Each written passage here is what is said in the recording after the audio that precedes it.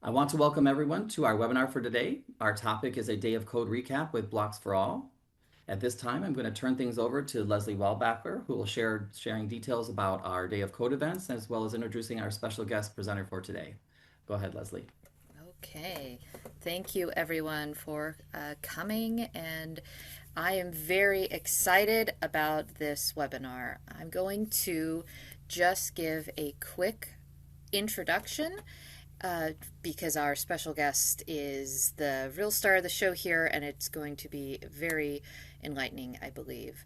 I will end today with some highlights from our days of code around the country, and just to give everybody a couple of other ideas and creative solutions to how they might integrate some coding or just computer science ideas into what they do with their students. So, okay, we want to make sure we are express our gratitude to our sponsors. We especially want to thank the PPG Foundation. They have been sponsoring Days of Code for a few years now, as well as the Fox Family Foundation, and of course APH fills in the gaps there. We also have some partners from around the country. Of course, this all started with the California School for the Blind, and the CAT Northwest has provided support there as well. And of course, all of our hosts for Days of Code who do a ton of work behind the scenes and during their days. The National Coding Symposium and Days of Code the goal is really to get this information out there. That coding, programming, and related careers are open to students who are blind or visually impaired. Students can participate in computer science classes or learn coding at home. There is accessible opportunities for just getting a bit of understanding or maybe finding a career path. So with that, I want to introduce our special guest, the creator of the Blocks for All app, who is also a professor, an associate professor in the Department of Mathematics, Statistics, and Computer Science at MacAllister College. And Lauren, I'll just hand it over to you at this point. Awesome. Thanks, Leslie. Yeah, so hi, everyone. I'm Lauren, and I do teach at MacAllister College, which is in St. Paul, Minnesota. So glad we have a lot of people from the Midwest here today. I'll go ahead and start sharing my screen. Okay. Hopefully it all works as expected. Can everyone see my screen? Looks good. Good. All right. And I just want to start by saying, yeah, thanks for having me. Hopefully this is informative. My talk's probably on the shorter side. Anyways, I was going to say that please feel free to interrupt with questions at any time. I guess if people post questions on the chat, I don't know that I can see it, but maybe someone can share. So please don't be shy about interrupting with questions. Oh, maybe I can pull the chat up. There we go. I can. Okay. And I'll make this smaller, moving all my Zoom windows around. Yeah, so today I'm going to talk a little bit about accessible computer science, specifically with Blocks for All, which is the app that I developed and is now being, all of the programming is being done by my awesome undergraduate students here at MacAllister College. And I'll go ahead and get started. So as Leslie mentioned, I'm Lauren Milne. I included Lucy on this slide. Lucy has been a fantastic student for me who just graduated, and I just wanted to call them out because they've done so much work on this application in the last 3 years. But they just started a new job on Tuesday, so it was very exciting, and they couldn't make it today. And today I'm going to talk a little bit about Blocks for All. I'll give sort of a motivation. I don't know that I have to sell the reasoning behind sort of making accessible resources around coding to you all, but never hurts to go over it. I'm actually going to talk a little bit about other accessible programming tools and resources, just to give a shout out. There's a lot of work in this space and a lot of cool resources for students, sort of at all ages and abilities. So I think that's important. And then I'll do a Blocks for All demo, and this is very exciting. I'll demo some of the pre-released, unreleased features that we're trying to push out for our next release. So you get to see it here first. And then we can have a little bit of Q&A time at the end. If people want to, you're welcome to download Blocks for All if you happen to have a iPad. And I can walk you through that if you want to work through it on your own, so that it is a free app on the App Store. So to get started, motivation, why do we care about this? Well, I am a computer science professor, so I may have a bit of a bias, but right, we're seeing that the computer science skills and programming skills are becoming increasingly important. At least 21% of elementary schools, whoops, I just made the chat really big. How do I make this small? Sorry, at least 21% of public elementary schools and 37% of public middle schools in the US offer foundational computer science. And even more high schools and colleges offer them. And as I said, I think learning to code is a really important skill for any student to learn. Right? We're seeing all sorts of tools, Gen AI, ChatGPT, all of these things that are built on software programs and algorithms that are rising and becoming, increasingly important players in our world. So I think it's important that everyone has some, technology literacy. And also, learning to code, becoming a programmer gives you the agency to actually build these tools and sort of, make sure that they're being built in a responsible way, right? So I think the more diverse set of people who know how to use these and can participate in making them means that they're going to be able to serve the needs of a diverse set of people. And as Leslie mentioned, it is not at all impossible for blind students to learn how to code, and I'll talk through some of those accessible resources. So talking about how students in general are currently learning computer science, one of the biggest tools that we've seen in the last 20 or so years that people have been using, especially with these younger students, like the elementary and middle school students, are block-based programming languages. So if you can see on the screen, I have a block. It looks like a puzzle piece, which is a sort of unit of code. And the puzzle piece says set value to 2 plus 2. And the 2 plus 2 block is a separate block, and the 2 is like an editable block, and the value is an editable value in there. And so these are like puzzle piece-like units of code that you snap together to build programs. And they're a great way to learn coding because they, sort of make it fun. You're like putting a puzzle together. They simplify. You're not typing things out, so you don't have to follow the particular grammar and syntax that you typically would need to when you're writing a computer programming language. So you have fewer errors that are around that sort of thing. And it invites exploration. That you basically, with most of these programming environments, you have like a toolbox which has all these different puzzle pieces that you can, pull a puzzle piece out and see what it does. So it sort of invites that exploration. So these are, in general, I'll call them throughout the talk, block-based programming environments. And as I said, they are awesome in a lot of ways.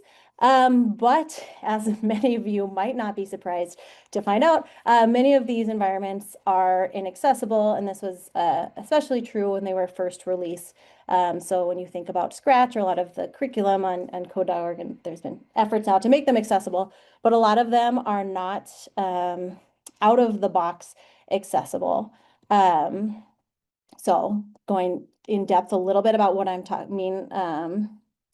Oh yes, yeah, great question. So someone just asked about Swift playgrounds, which I think I actually have as an example of accessible in the accessible ones, but Swift Playground. So that is the a block-based programming environment. You can also do a text-based version of that for learning Swift, which is the Apple iOS programming language.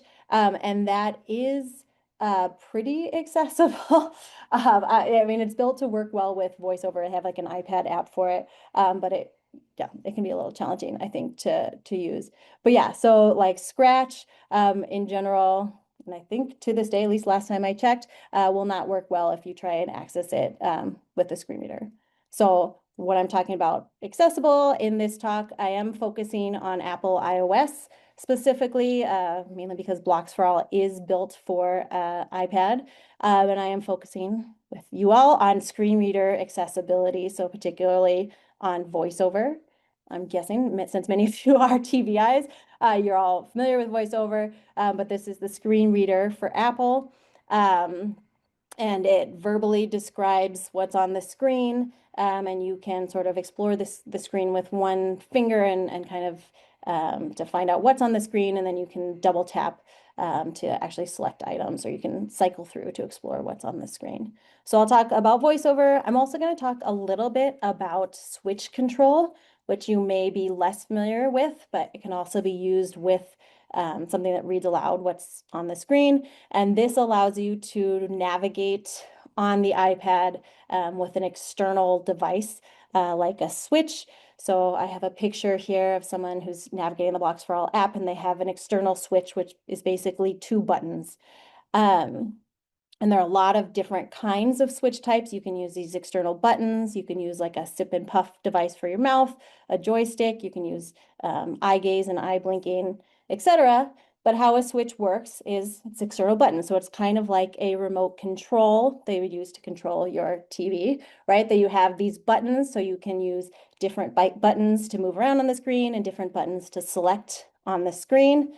Typically with switches, you don't necessarily have as many buttons as you would have if, I don't know if you ever had a remote control that has like hundreds of buttons, but typically you set up switches with fewer buttons. So maybe you have two buttons for navigating left and right and one button for selecting, or even one button where you use timing, so you can have the software, the switch control on the iPad app cycle through the different elements, and then you can just select it when it's on the one that you want to select.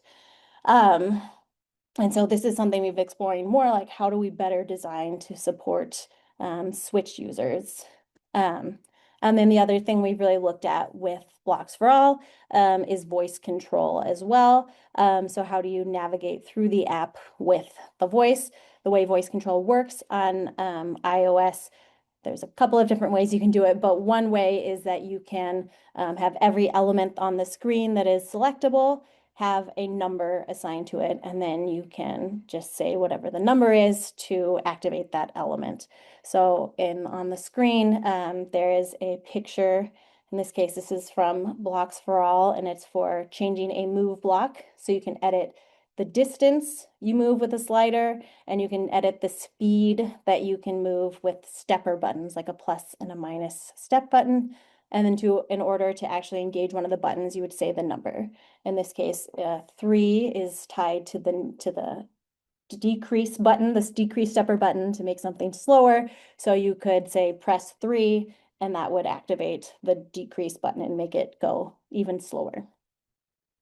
So I just wanted to cover this because I may mention them throughout when I talk about what do I mean by accessibility. Typically on the developer side of things, if you make something accessible with VoiceOver, it will tend to be mostly accessible with voice control and with switch control, because with VoiceOver, you really want to indicate what are the elements that can be selected and interacted with, and how do I interact with them. And so if you can do that, you can typically interact with them with voice or switch as well.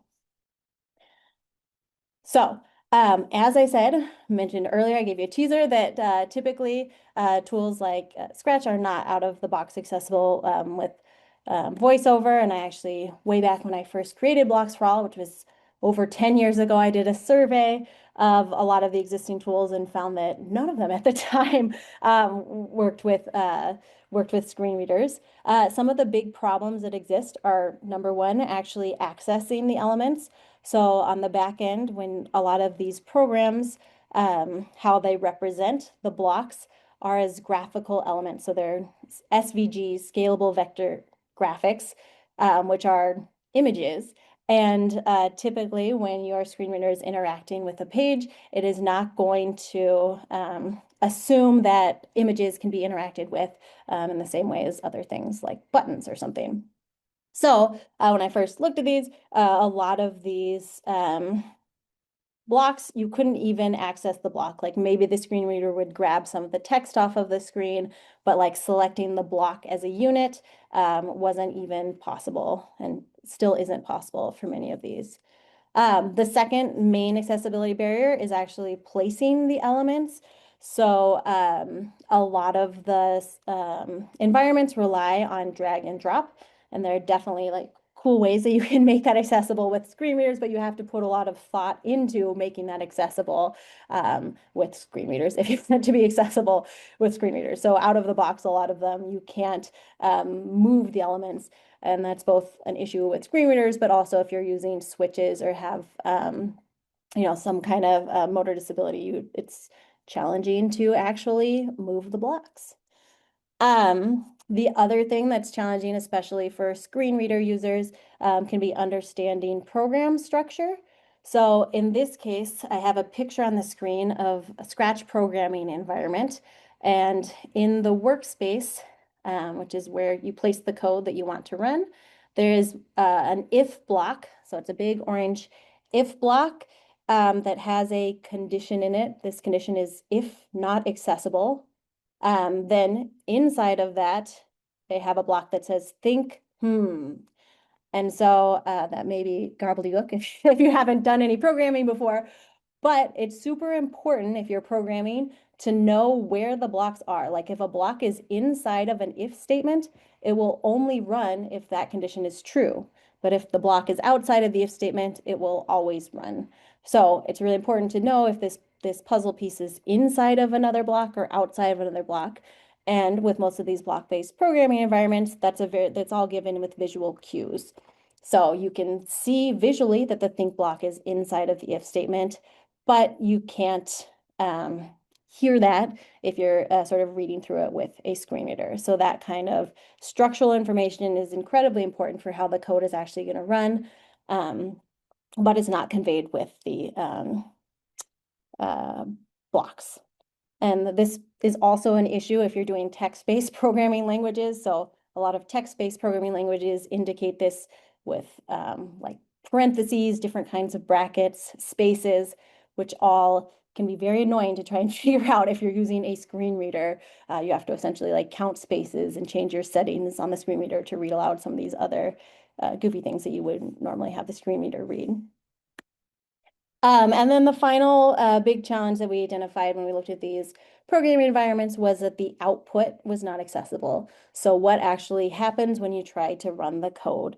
So for a lot of these environments, there are these web-based apps like Scratch, and you have like some on-screen avatar that moves around or does things. And typically most of the output is very visual. A lot of them will have sound, and there are some cool applications with music, but I'd say the majority of the outputs are very visual and so not accessible to a lot of students. All right, so that was some of the challenges that we're up against.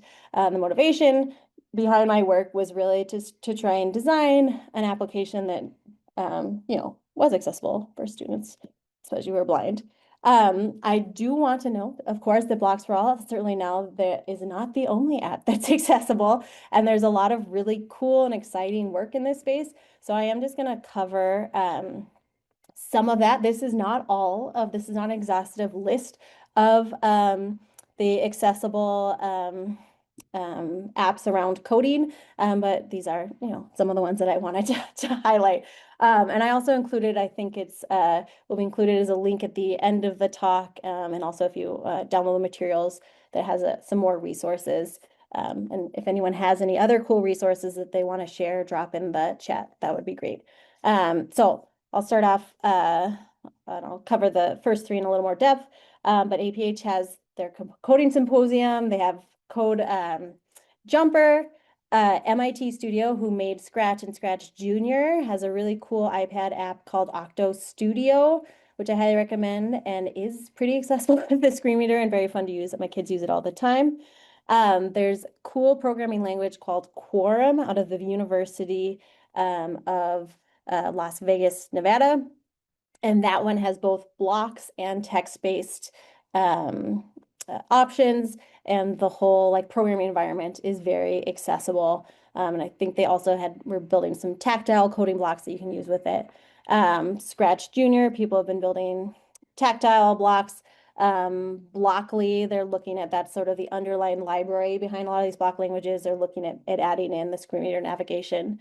So I'll go in a little more depth on the first three. So since APH is sponsoring this, right, I just want to mention, right, they have the National Coding Symposium, the Day of Code.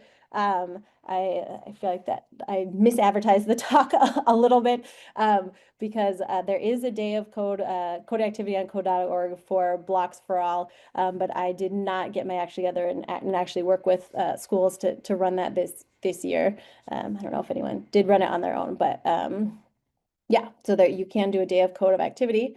There's Code Quest, which is their iPad app, which is really fun. You can move an astronaut around, and Code Jumper, which is their sort of tactile one that you can put blocks together.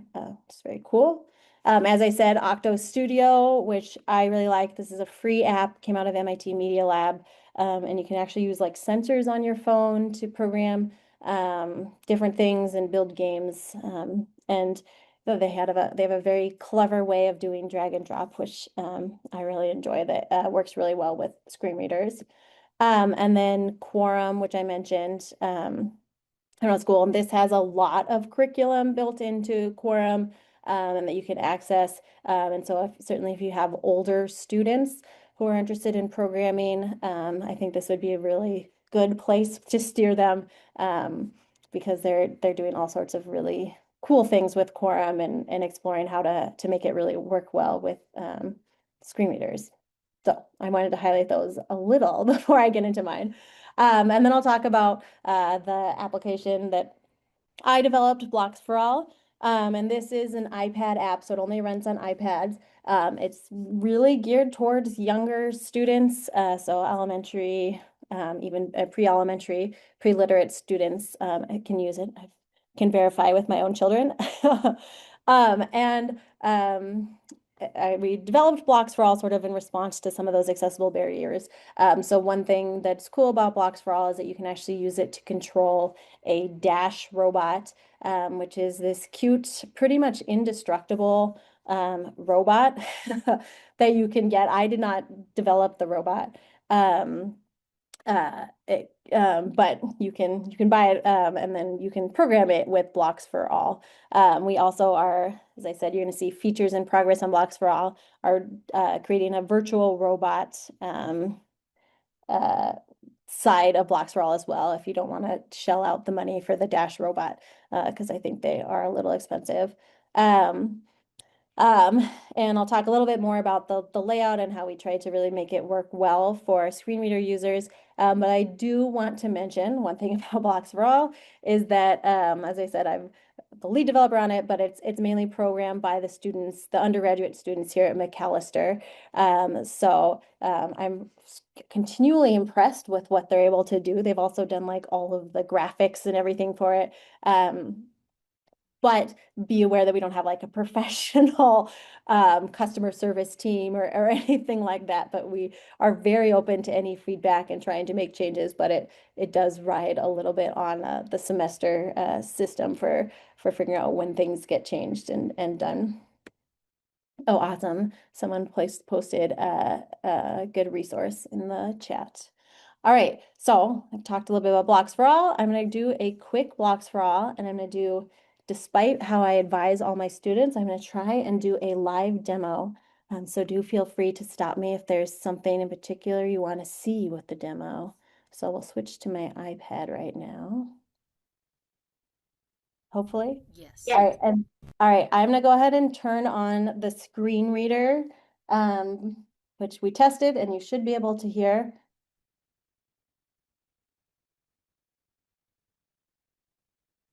VoiceOver on, landscape. Yes. Charge port to the left, blocks for all, toolbox menu, heading. And I will let the voiceover I'll try and be very good about letting the voiceover finish speaking and not interrupt her, even though she's talking a little slower than I usually have her, so I get impatient. But this is the Blocks for All app. This is sort of the original layout that we have up here now. If you download it from the App Store, this is the layout that you'll see. And what's on the screen is on the left side is the toolbox. And the toolbox has a number of different categories of tools. So I'll go use the VoiceOver and go through them now. Sounds category.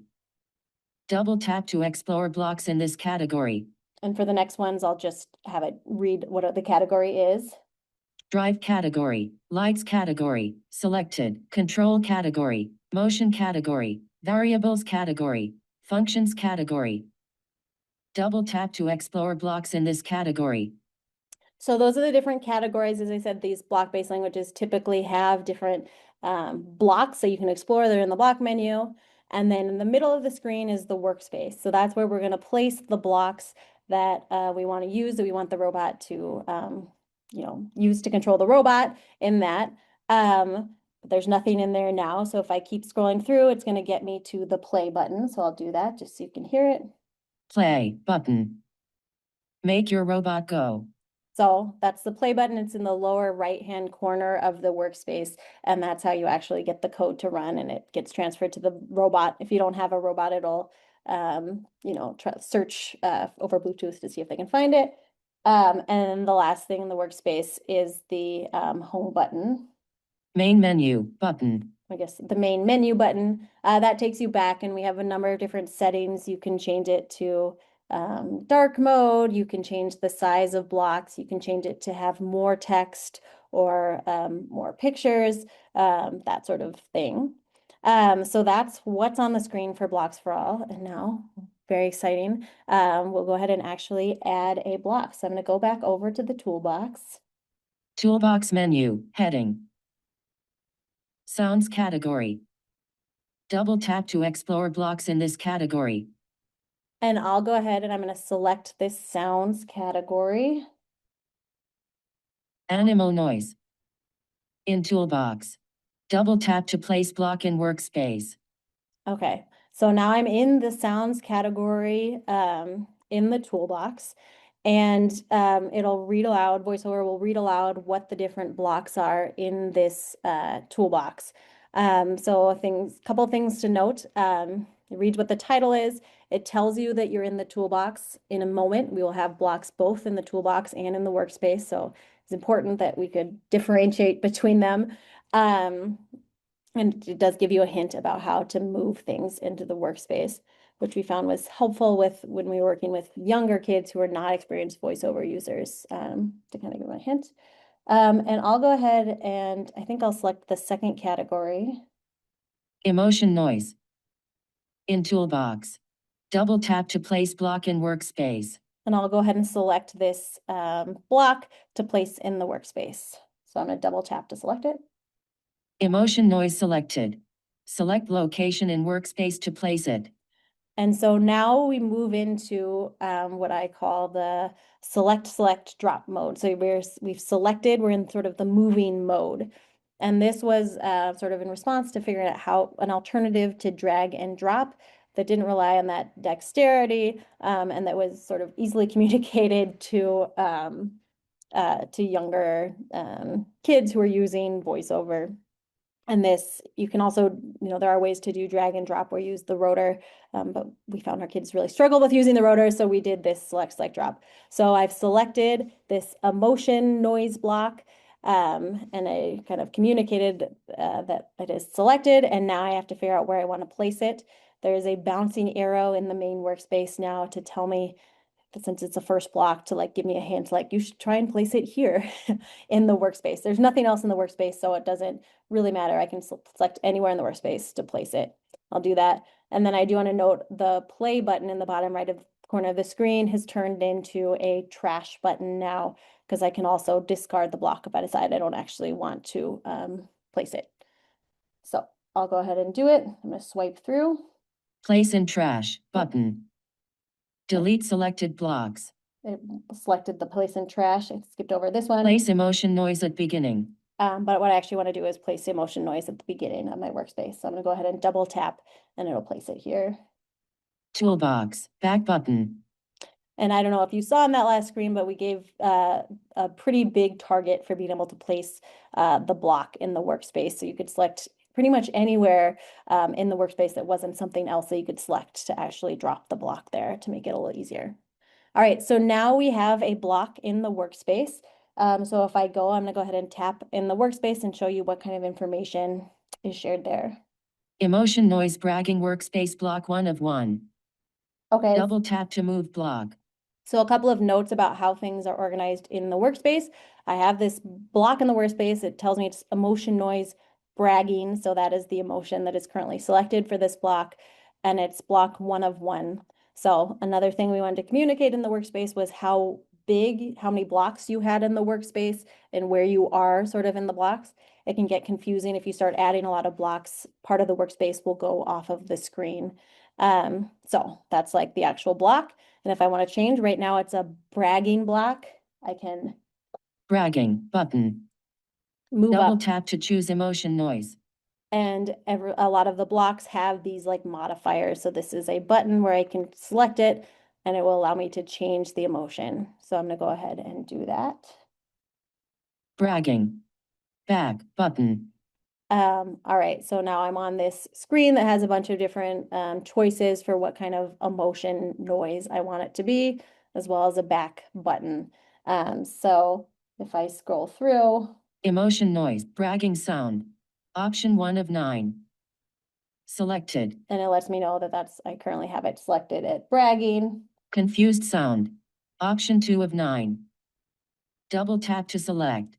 And there's a bunch of different options. So here's confused sound. I'll go ahead and maybe I'll select this angry one, which is the 4th block. Giggle sound. Option 3 of 9.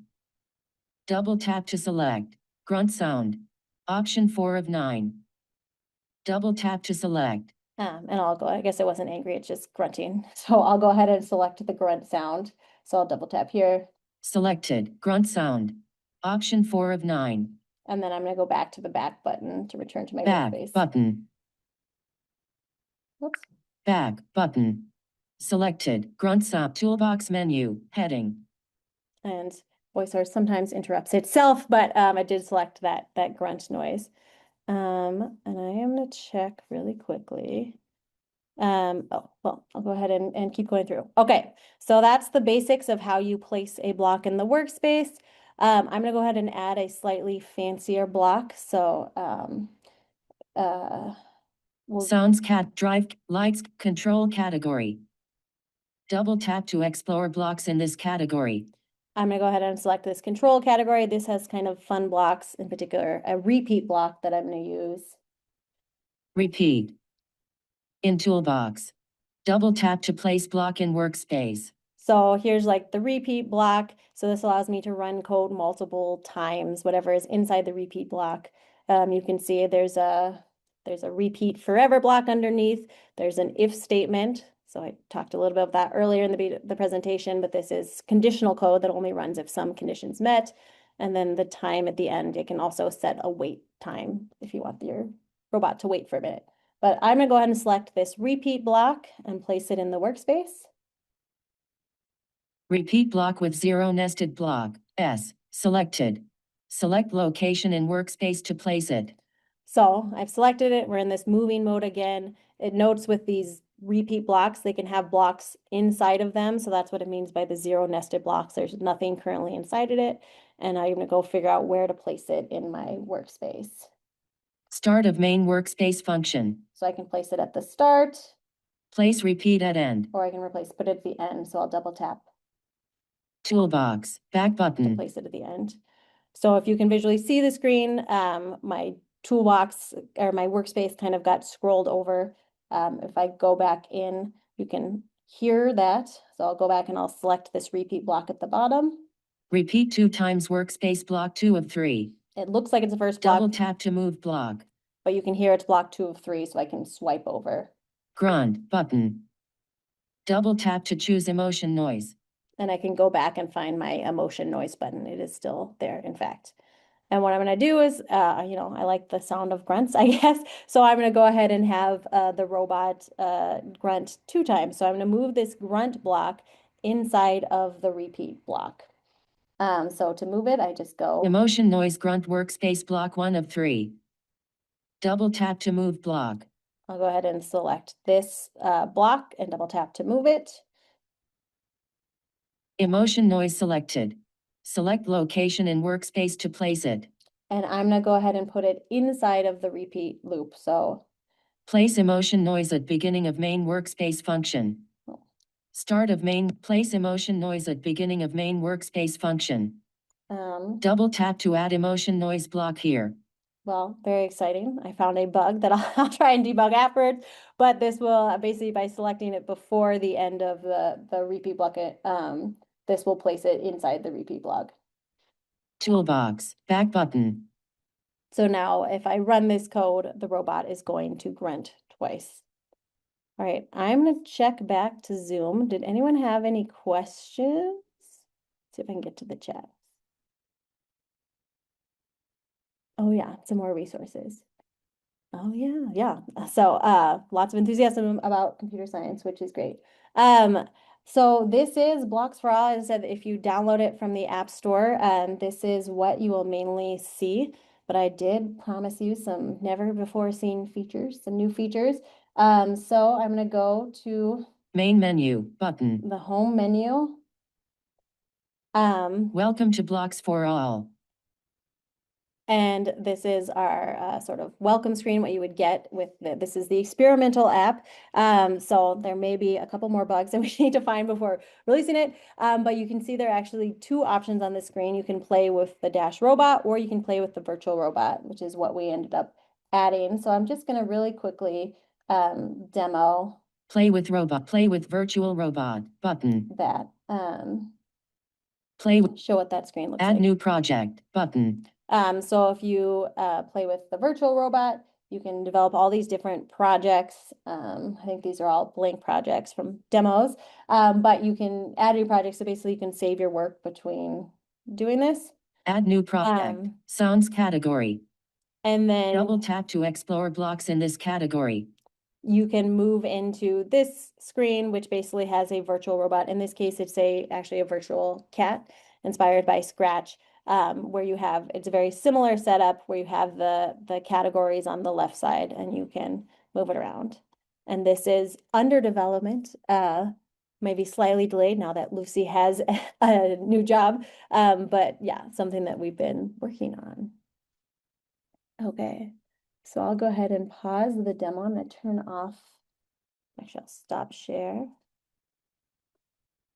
Turn off VoiceOver. Set selected. VoiceOver So I'm not interrupted. And yeah, I'm pleased that with the live demo, I didn't have more bugs than I found. So I'll go back to my presentation now. My screen sharing is paused. Resume.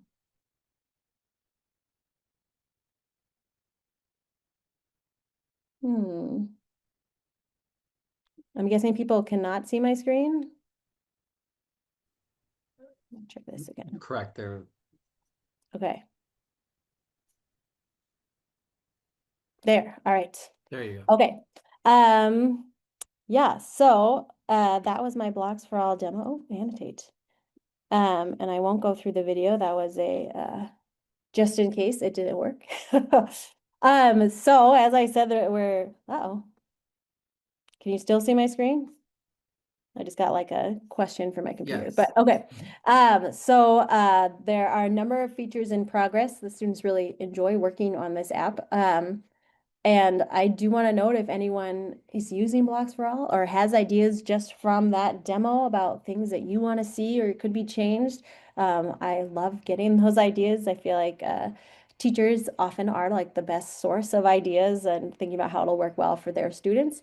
But we're working on that virtual robot mode. So doing user testing with that. We're looking at adding a smaller robot, so the Sphero robot, which is also a little less expensive, so that will be, one less barrier. We're adding in some other languages, so I just had a student translate it to Spanish, which was really fun. And then, as I had mentioned earlier, some of those other accessibility features like switch control and voice control, we're looking at improving that kind of navigation. And in particular, if you happen to know, we're currently recruiting students who use Switch or Switch Control who might, be benefit or have interest in programming and would want to try out the app and give us feedback. In general, if anyone is interested in testing the app or, wants to use it, I can add you. You can always download it from the App Store. It's totally free. But I can also add you to our testers list. So when we try out new features or experimental features, you'd be the first to get to try it. And I'm happy to do that. And this was just a screenshot of some of the experimental features, which you did get to see because it worked on my app when I showed you. But the virtual robot where you can have multiple different characters playing around, and we're trying to figure out how to really make that fully accessible. Okay, moving on to the last slide. I see there are some notes in the chat. Yes. Okay, so one question was whether the app is now only available for the iPad. We could expand it to other devices in the future. It would if people feel like that would be really useful, I could certainly have students look into that. And that is one thing with the rise of generative AI, it's actually a lot easier to do some of these programs. Oh, I haven't actually heard of the Blue Bot, so I will take a look at that. One thing is that we look for robots that have what's called like an open API, so you can actually like access and send the codes, but I'm gonna write down Blue Bot as a potential thing to look into.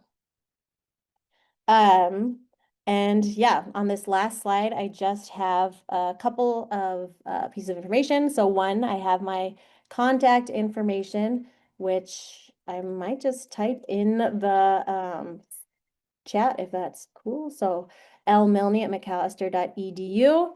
So if you're interested or have ideas or think of something after, oh yeah, so iPhone would be great. And I think that would actually, sorry, I'm responding to the chat.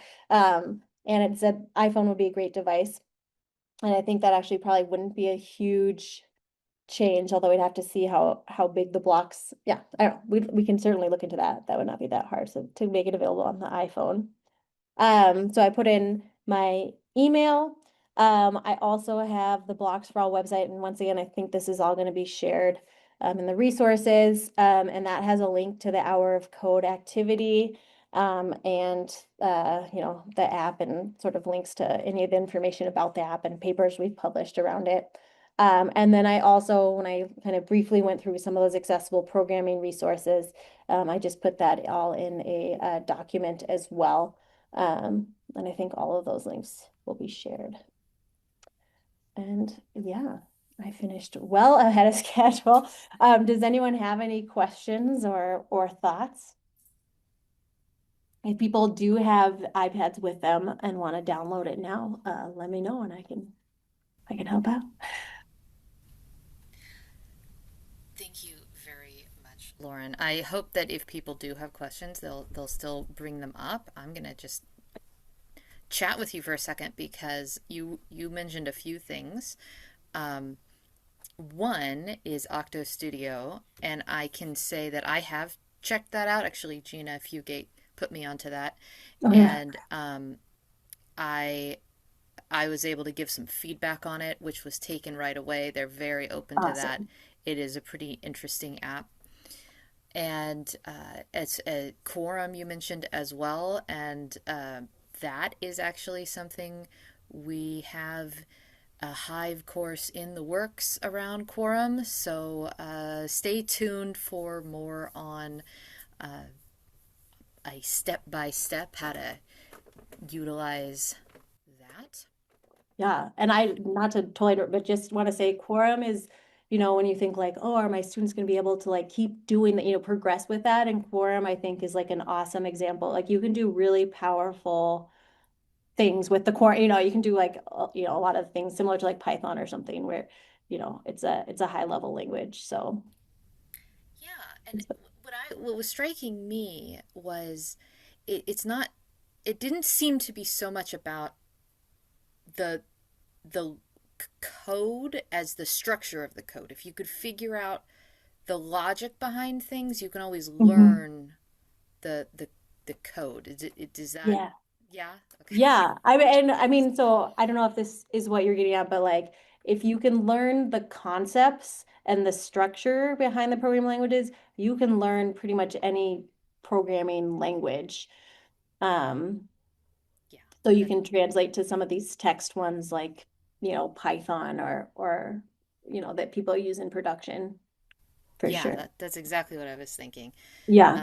And so having something like Blocks for All, something like Quorum, where it's a little bit more, it's less about learning the. I don't want to say it's less about learning the code, but Hmm. there.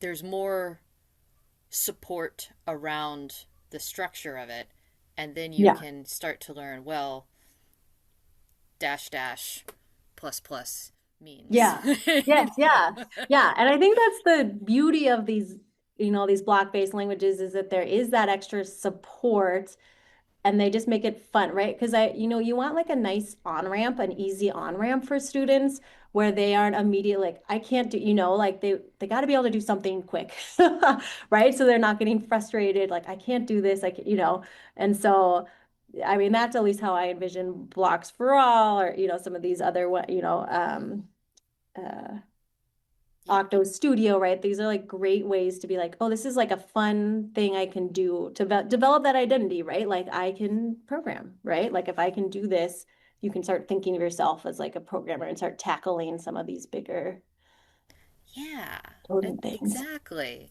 And thinking about, you had mentioned early on about how many high schools are offering computer science.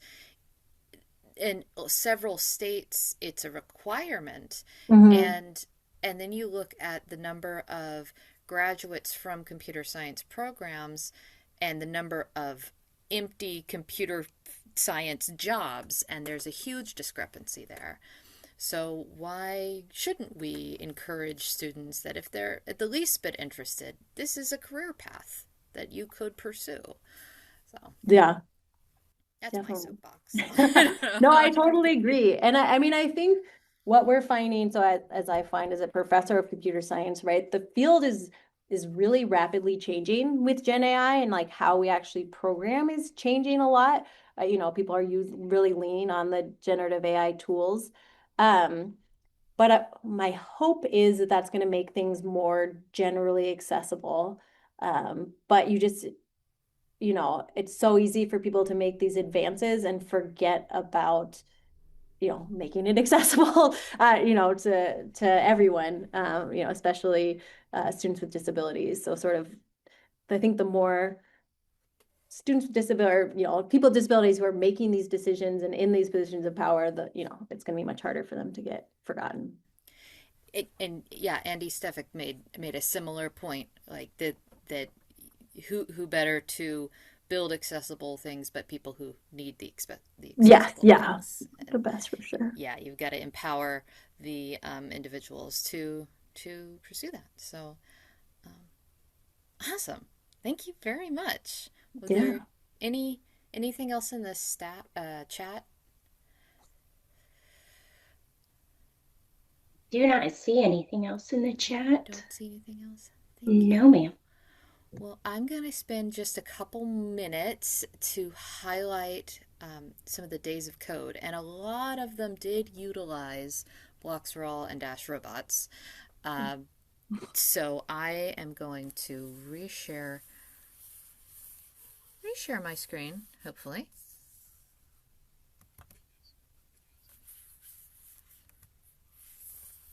It's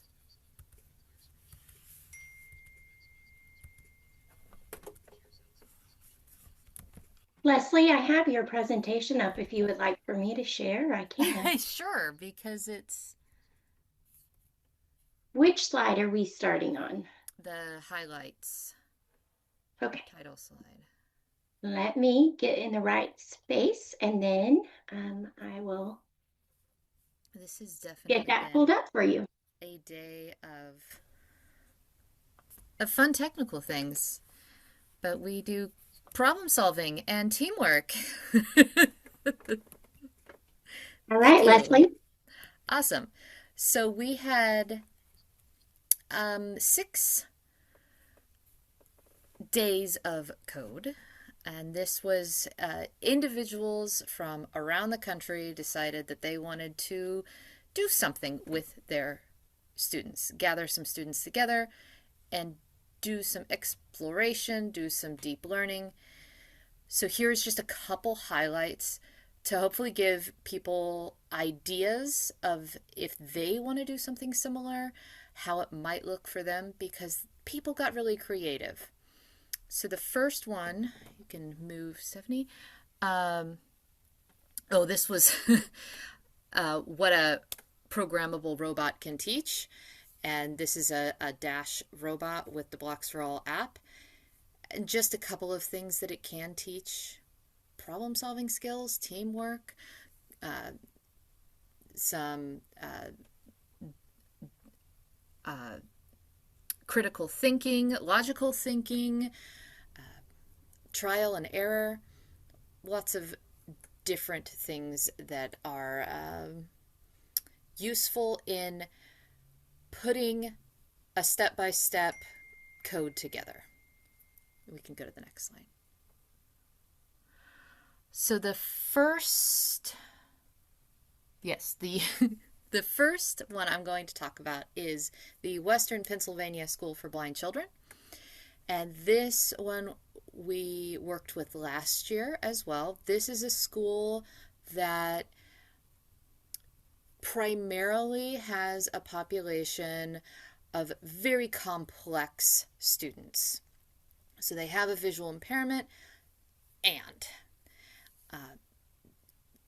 last year they did do a large day, full day of multiple activities. We did Code and Go Mouse, we did Code Jumper, we did a dance boogie, so you had to code your own dance. They had a lot of fun, creative ideas. But they primarily focused on their middle school population, and they brought in students from around the county. This year they decided they didn't want to just do a one and done thing. They wanted to build off of coding activities that could be utilized throughout the year, but in all of their levels of school. So their AT specialist and SLP came up with this really cool smart carts idea. They have 3 carts, and each cart focused on a different thing. The one pictured here is the Dash robot cart, and it has a little sign on it with their mascot lion Lavi in a cart with the PPG logo. It says, "Thanks to the PPG Foundation, our smart carts roll." And the SMART stands for school, mobile, access to resources and technology. They did a lot of really cool things with this. So they have everything you need in the cart. They had the lesson plans, the equipment, and all the support materials you might think of, nicely organized. Teachers can just check one out from the AT specialist and bring it into their classroom and integrate it into whatever they happen to be working on. What was really fun was we got to go to the school and go into a bunch of classrooms to show them what we had. And just blew my mind how much fun that was. Some of the kids immediately were focused on the movement, the lights, the sound. One in particular who wasn't really interested at first, as soon as he knew that Dash could make an elephant trumpeting noise, he was game. He wanted to know how he could get the robot to do that. So you could work on other skill sets with the students. So they are a group that are very much looking forward to more of the switch access. We can go to the next slide. These are two more pictures from that day with Dash on the floor and some students observing him moving around.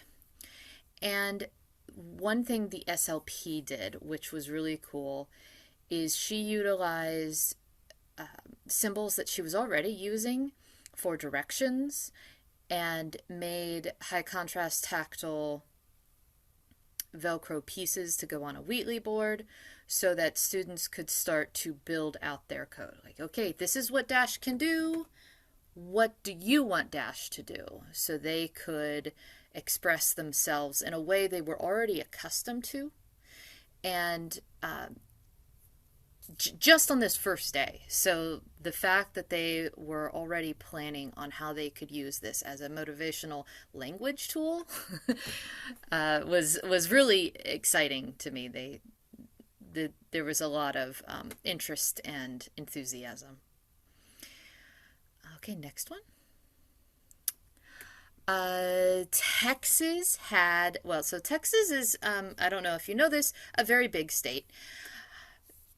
So they had 3 around the state, because getting people to come from all over Texas, that would be a massive undertaking. So there was one far in the south, there was one kind of north central, and there was one a little more in the east.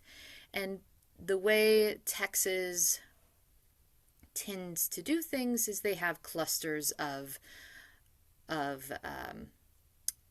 teachers, especially TVIs, working together and specifically working on some ECC activities. So they had these Day of Code events. They pulled together students.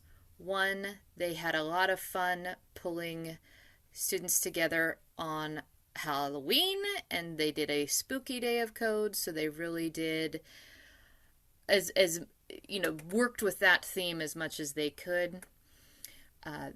There were some students that had done one last year, so they got to step into the role of being a mentor and a leader for other students and teaching them how to use CodeJumper, for example. And some students didn't want to stop. They went back to the Finch robots and decided that they were going to work collaboratively to do a little dance with their Finch robots. So they had to figure out what are the steps of the dance, how to get the timing right. They both had separate iPads, but what they got a synchronized dance with these 2 robots, and they worked on that over lunch. They were so into it. So it's always fun to see that. You can go to the next. The Washington Day of Code was a little bit different. We did this in conjunction with the Washington Abacus Bee. So if you don't know what the Abacus Bee is, you should know. The Abacus Bee is our math competition. And this is already a full day event. And the coordinators of this for Washington State wanted to do coding, but they felt like doing 2 separate events was going to be a lot for them. So we integrated it. We had coding activities in the morning when all the students arrived. They got to check things out and explore. We had a guest speaker who is a current, I believe she's a sophomore at a university in a computer science program, who is completely blind, tell her story, and in the middle of the day, students also got to come and do some coding. Yes, it did still involve some math, but it was a break from actual like math testing. So it was still very much fun for them, something different. The main thing that happened there, though, was it became a parent workshop. The theme for every Washington Abacus Bee was already envision yourself in STEM. So this just sort of took that to the next level, and how you could apply math in another way. I have we had the parent workshop focused on how coding was related to the ECC. So we had multiple focuses on career, compensatory, orientation, mobility, social skills, assistive technology skills, of course, and including rec and leisure. We can move to the next slide. The one activity we did for the parent workshop was doing a simulation.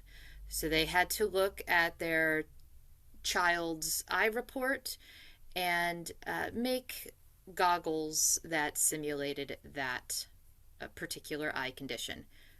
With, of course, the caveat that that did not actually mean this is how your student sees. It was just an activity to give you an idea of other ways they might have to approach different activities, and to show how hard that they are working to achieve things. One fun thing about this was they all got a crash course in VoiceOver. So here is a picture of a dad working with another parent on coding the Dash robot. All right, and of course, the California School for the Blind had a big day, as they always do. As they started with this, and something that always strikes me with them is the amount of collaboration that happens in their groups. We have here students working through a maze with Code and Go Mouse, and students working together on another project where they're obviously engaged with their peers and engaged with the activity itself. Okay, next. Finally, I just want to talk for a second about Oregon. Oregon decided pulling students together from around the state was going to be a big challenge. So they decided to send the code to the students. They are developing coding kits that can be checked out from the statewide AT specialists. These are leveled kits. So we have a beginning, an intermediate, more advanced, with a variety of different activities, lesson plans, and equipment, similar to the smart carts, but on a smaller scale that can be mailed out. We're also going to be doing some virtual trainings to support the teachers in this as well. So I can't wait to see how this evolves. Leslie, can I ask a question about the Oregon carts? Yeah. Is there thought that since they are going to be sending these around, who is their target audience? Is it TVIs? Is it assistive tech specialists? Is it both? And is there concept that these would be usable by classrooms and not just by an individual? So at the moment, it is a focus on the TVIs, but the hope is that it would reach further into the classroom. Thinking about a TVI says, my student wants to take this class, and one thing I know that they're going to be doing in this class is coding robots. Well, we've got a few different kinds of robots you can look at working with, and start pre-learning some skills, also to demonstrate to the classroom teacher, here's some accessible tools that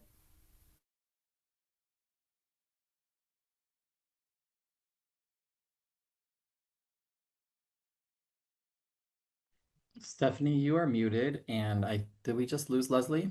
I think we just lost Leslie. Okay. All right. Good day. It's been that kind of day. How about that? Can you go ahead and maybe move to the next slide? I think she was about wrapped up. Uh, yeah, so this next slide, it says to infinity and beyond, and it is talking about APH STEM programs. Um, This QR code that is on the screen currently is a QR code that'll take you to the APH National Coding Symposium page. Um, this will this page is the landing spot for our virtual event and also has information about our days of code and contact information.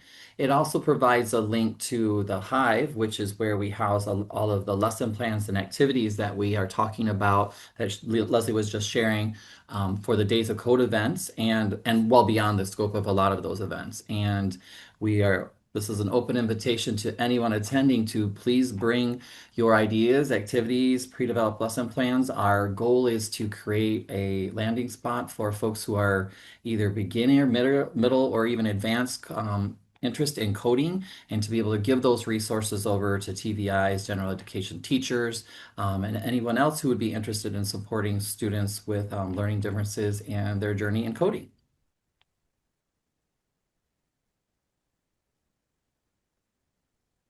Additional resources that we have are some webinars that we always either archive in our YouTube channels. Some actually end up, if they don't show up there, they end up sometimes in the Hive or become parts of a course.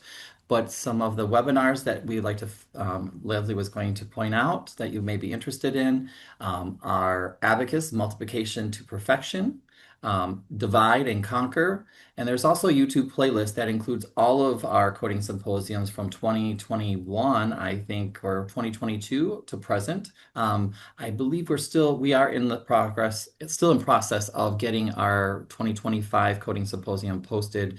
That is primarily due to some ongoing work that we wanted to include in editing and also probably embedding today's presentation on Blocks for All.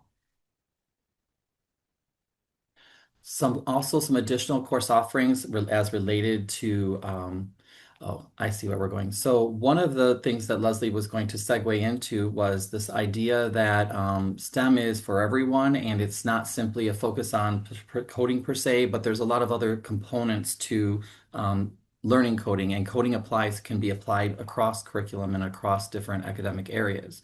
So one of the things we've been talking about ways of, and one of the programs that Leslie was going to talk about was a day of code that was done in Washington State, where they actually embedded the Abacus Bee, which is another student-focused competition that APH sponsors, in addition to the day of code. And so how we were hopeful she would be able to explain, and we will try to get that information to you about what that kind of day looks like and integrating those types of activities.